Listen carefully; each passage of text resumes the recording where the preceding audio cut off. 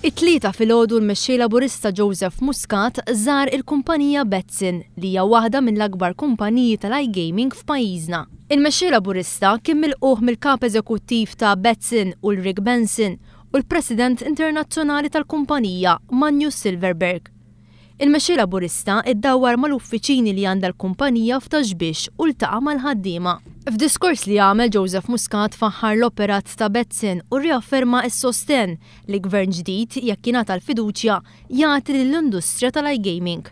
Joseph Muscat qal li gvern ġdid jikkonsulta ma' dawk involuti fl-iGaming f'pajjiżna biex mhux biss iżommu u jsaħħu s-swieq li diġà joperaw fihom iżda wkoll jidħlu fis-swieq ġodda.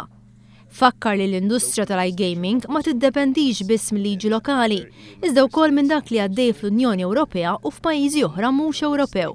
So we are committed to always stay abreast of the situation and be a step ahead of everything. We're also committed into developing LGA, the regulator, in a way that will help it recognize and anticipate market trends such as in social gaming, which we believe and the various industry players have been telling us for quite some time that this is an area of potential growth. Is-swieq ewlenin tal-kumpanija huma l-pajjiżi Skandinavi, flimkien magħhom il-Ġermanja u l-Polonja. Betsin ilha mill-2006 topera minn Malta u lokalment tħaddem mal-500 ruħ, nofshom Maltin.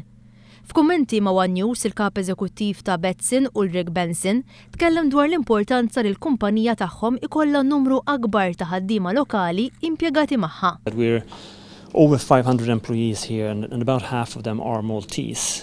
We employ whoever has the best skill for the job and are available to us, and obviously it's better for us to have Maltese people because they have a tendency to stay here longer. When we bring expatriates, normally they stay 3 to 5 years and they leave, and for us to get consistency, it's helpful to have a lot of Maltese employees.